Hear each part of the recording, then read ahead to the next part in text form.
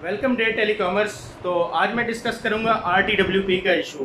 As a BSS telecom engineer आप इसको कैसे रिजॉल्व करवाएंगे, receive total white band power को।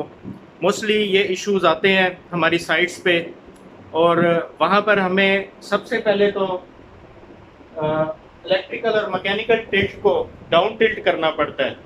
डाउन टिल्ट किस तरीके से करते हैं, और उस डाउन टिल्ट करने के बाद एंटीना जो अपना रेडिएशन पैटर्न चेंज करता है, और एक्चुअल में एंटीना का रेडिएशन पैटर्न कैसे बनता है, वो सब चीज़ें मैं आपको आज बताऊंगा।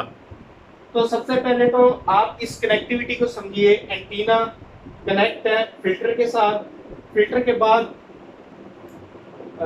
फिल्टर से कनेक्ट है जंपर वायर्स, और फिर उसके बाद जंपर्स कनेक्ट हैं फीडर केबल्स के साथ। फीडर केबल्स के कनेक्टर होते हैं जिसके साथ जंपर्स को कनेक्ट किया जाता है।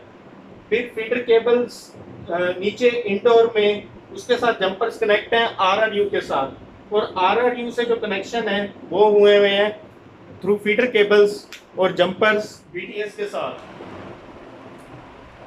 तो अब receive total wide band power का इशू आता है ज़्यादातर UMTS फ्रीक्वेंसी बैंड में,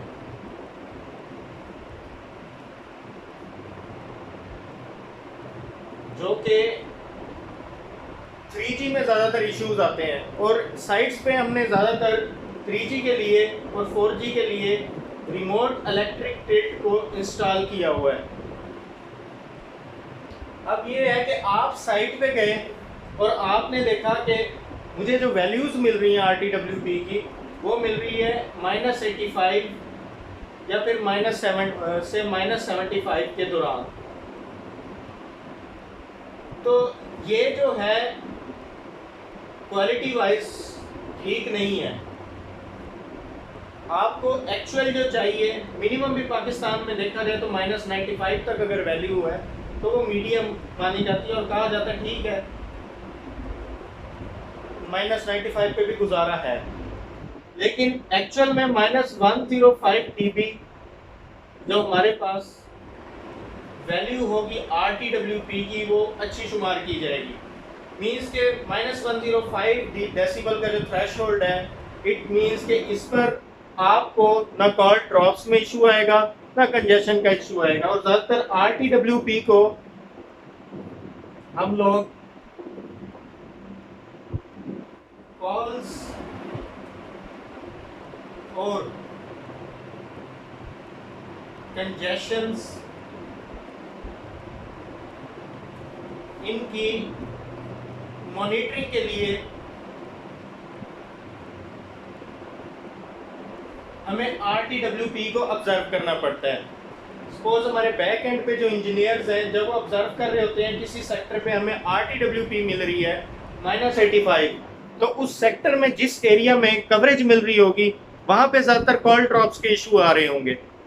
तो हमने वो कंप्लेंट्स रिजॉल्व करवानी होती हैं। तो सबसे पहले आपने क्या करना है कि जो रिगर को भेजेंगे आप एंटीना की टॉप पे, सबसे पहले तो वो जंपर्स चेक करेगा कि ये जो जंपर्स के साथ कनेक्टर्स हैं इसको प्रॉपरली कनेक्ट किया हुआ है, ये कहीं लूज तो नहीं है। वो इसे ऐसे चेक करेगा, इसको एक जर्क सा देगा, उससे उसे पता लगेगा ये कहीं लूज तो नहीं है कनेक्टर। अक्सर ऐसे भी होता है कि कनेक्टर इतना लूज होते हैं, वो इसी तरह ही जैसे चेक करते हैं तो वो कनेक्टर तो हाथ में आया होता है। तो वहाँ पर कोई अगर इसकी कनेक्टर की पोर्ट, अगर एंटीना की पोर्ट फॉल्टी है या कनेक्टर फॉल्टी है, तो इट मीन्स कि ये वाला इशू आपने जंपर चेंज करके दोबारा चेक करना है। उसके बाद आपने फिल्टर को देखना है।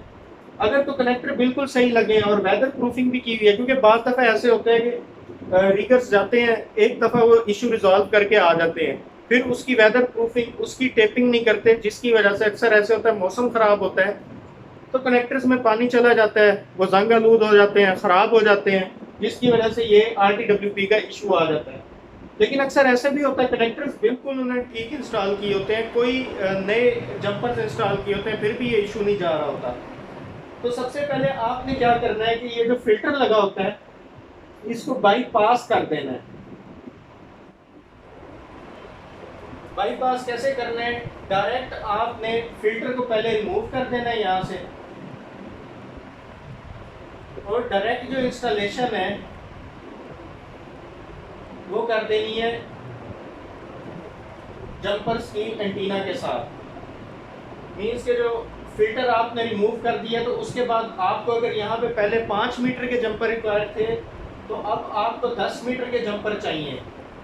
तो ये इशू भी जहन में रखें। बाज़ दफ़ा फ़िल्टर हमने ऐड किए होते हैं इसलिए क्योंकि हमारे पास जो है जंपर केबल्स शॉर्ट होती हैं, इसके लिए हम 10 मीटर के जो जंपर्स हैं वो यूज़ करते हैं। अब अगर फिर भी इशू रिजॉल्व नहीं हुआ है तो उसके बाद आपने क्या करना है, टीना को डाउन टिल्ट करना है।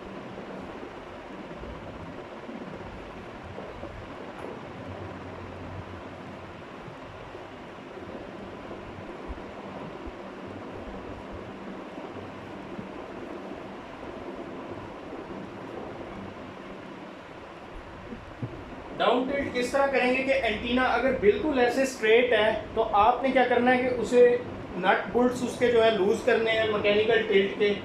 जैसे ये एंटीना है, ये पोल है जिससे उसे माउंट किया हुआ है, एंटीना को हमने इंस्टॉल किया हुआ है। यहाँ पर इसकी इस तरह से अटैचमेंट हुई हुई है। अब ये मैकेनिकल टिल्ट जो है इसकी नट बोल्ट्स को जैसे ही आप लूज करेंगे तो एंटीना बिल्कुल स्ट्रेट है तो वो अपनी डायरेक्शन को चेंज कर लेगा। इस तरह स्ट्रेट है तो ऐसे आ जाएगा डाउन। सपोज के ये इसको आप डाउन करते हैं तो उसकी डायरेक्शन नीचे की तरफ वो देखने लग जाएगा एंटीना। आपने अक्सर टावर्स पे देखें तो एक आध सेक्टर का एंटीना आप देखेंगे बिल्कुल उसे डाउन किया होगा। इसको हम कहते हैं कि ये हमने एंटीना को डाउन टिल्ट किया हुआ है। और ये अप टिल्ट किस तरह होता है कि बिल्कुल जो स्ट्रेट एंटीना ऊपर की तरफ होता है उसे हम कहते हैं कि ये अप टिल्ट है। अच्छा, अब समझते हैं इसका रेडिएशन पैटर्न और मैं आपको बताता हूँ कि टिल्ट का क्या रोल होता है। वहां पे टिल्ट की वैल्यू को पहले आपने समझना है। हमेशा आप याद रखें जितना नज़दीक आप ज़ीरो के होंगे उतना आपका सिग्नल स्ट्रांग होगा। टेलीकॉम में जो आप देखेंगे RSSI को ले लें, RTWP को ले लें या फिर आप VSWR को ले लें तो उनकी जो हमेशा वैल्यू है वो माइनस में होती है, जैसे -1.31, -5, -10 सो ऑन। लेकिन ज़ीरो पर जो भी होगा ना उसकी सिग्नल स्ट्रेंथ हमेशा स्ट्रांग होगी, क्वालिटी बिल्कुल अच्छी होगी। कॉलेज यूनिवर्सिटी में ज़ीरो ले लें वहाँ पे तो नुकसान ही नुकसान है, लेकिन यहाँ पर आप जितना ज़ीरो के नज़दीक होंगे टेलीकॉम में आप उतने फ़ायदे में। तो अप टिल्ट, डाउन टिल्ट, जैसे आप उसको एंटीना को डाउन टिल्ट करते हैं तो वो अपना रेडिएशन पैटर्न चेंज करता है।